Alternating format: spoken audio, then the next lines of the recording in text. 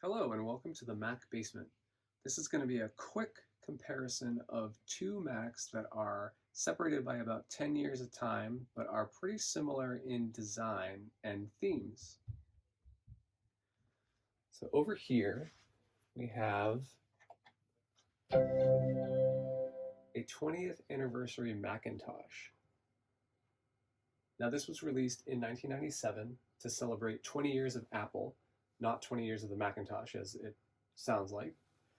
This was one of Apple's most forward-looking designs at the time.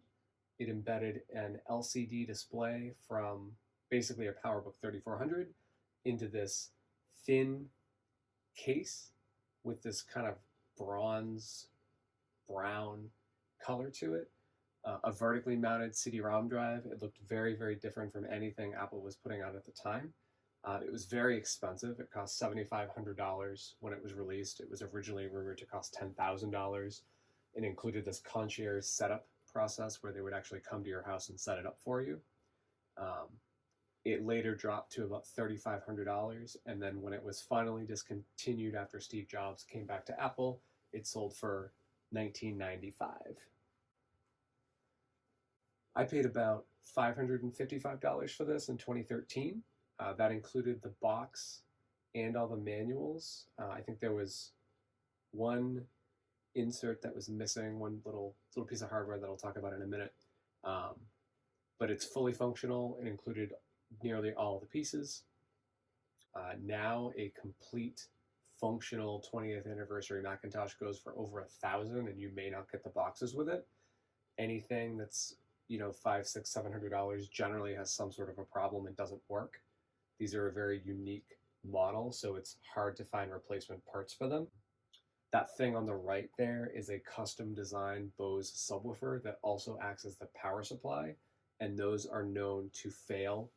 The cabling is very custom and specific. It's known to fray and break, so finding a replacement power supply / subwoofer can be expensive. It could be hundreds of dollars just for that component. So this is a very, very rare Mac to own. It's probably the most coveted piece of my collection that I have. I was very fortunate to find it, but it's a pretty cool unit.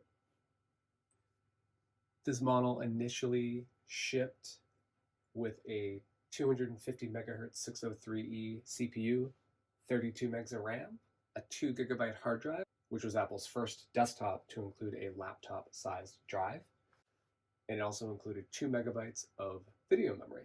Mine pretty much has those specs, although it's got a memory upgrade in it. It has 64 megs of RAM, and it's running System 7.6.1. The screen itself is a 12.1-inch active matrix display with a whopping 800 by 600 pixel resolution, displaying 16-bit color, which is considered thousands of colors.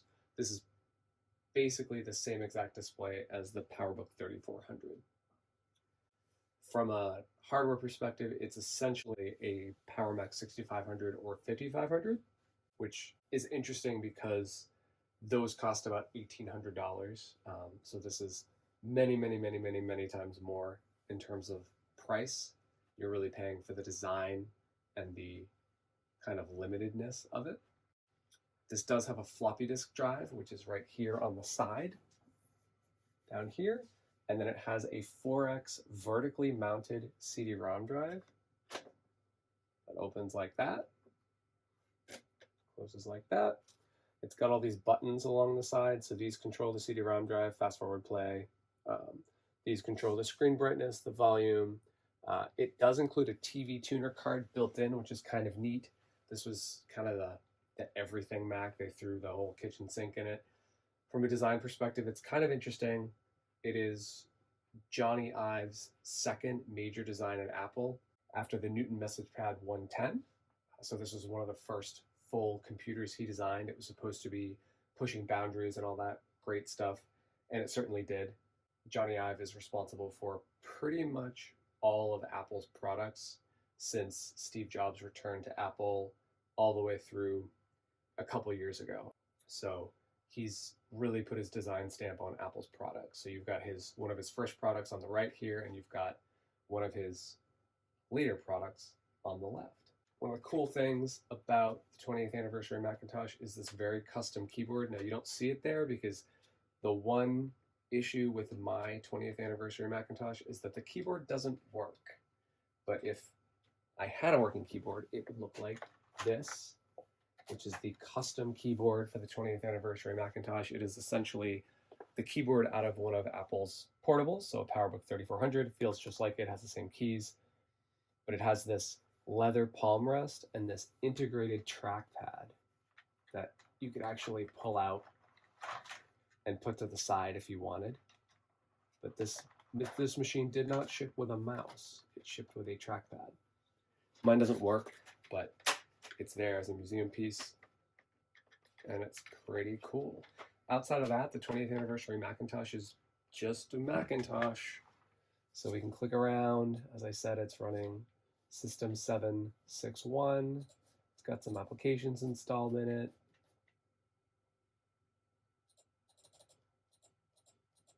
It comes with a cool CD of example sample stuff. But that's the 20th Anniversary Macintosh. And to the left we have a 24-inch iMac. So this was released in 2006. It was part of Apple's second round of Intel Macs. So Apple announced their transition from PowerPC processors to Intel processors in 2005, and they said that they would complete that transition over a 2-year period. But by 2006, they had released their first Intel-based iMacs, MacBook Pros, and Mac Minis. And then mid-year, they did a second round of iMacs and the Intel MacBook, which was the new design to replace the iBook. So this is one of those. It's the second generation. At this time, they offered a 17-inch iMac and a 21-inch iMac. This was the first time Apple offered a 24-inch version of the iMac. So this was a much larger screen size than they previously offered. It was a 24-bit screen, and it provided 1920 by 1200 pixel resolution, which was pretty awesome. This was also the last white plastic iMac design, so the next generation that came out the next year used the metal or the aluminum design that is still in use today. It's a little bit different, but even the design they use today hasn't changed in many, many, many years. So this was the last of the white iMacs. This was the last Intel iMac that you could mistake for a PowerPC G5 based iMac.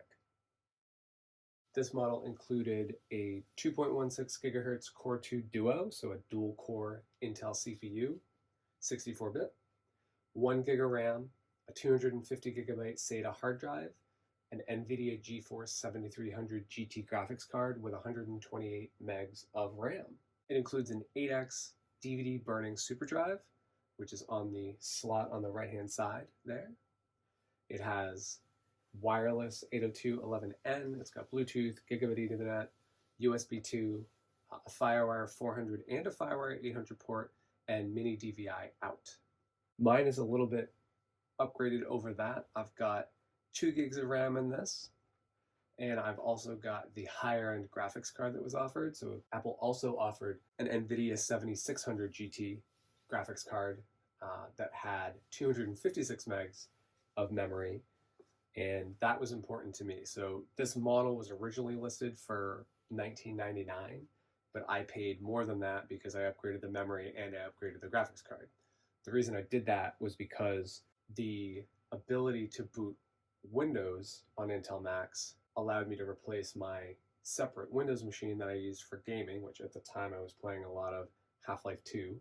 It allowed me to replace that gaming machine, which also wasn't much of a gaming machine, with a new Mac that could function as both a Mac and a PC gaming machine.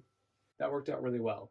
The 7600 GT was a pretty powerful graphics card at the time, and it could play all of the PC games I was playing at full resolution on this screen, which was really, really awesome, with maximum settings, which was great.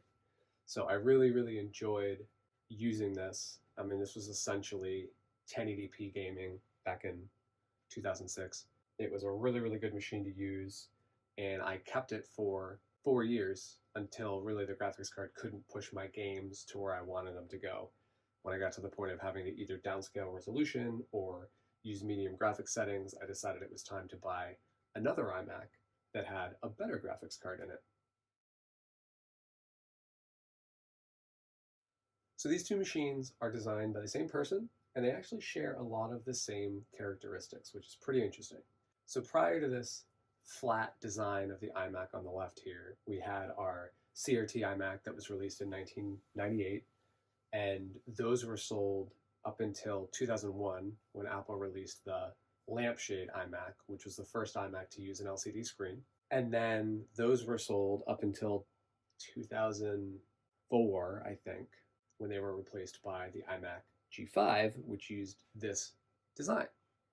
So you've got the 20th Anniversary Macintosh on the right, which was released in 1997, and then you've got this iMac on the left, which was released in 2006.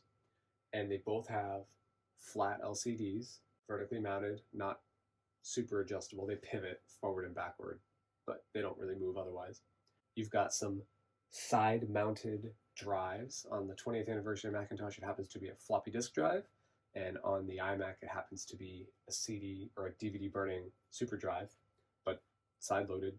You've got the ports in the back, and both of these include the standard ports of their day. You know, you've got USB and FireWire and Ethernet on an audio in and out on the iMac, and you've got your standard ADB Apple Desktop bus to connect your keyboards and mice. You've got serial to connect your printers. You've got SCSI to connect external drives, and you've got the TV tuner card if you wanted to plug this into your cable or your antenna, as it were, and play TV content through it.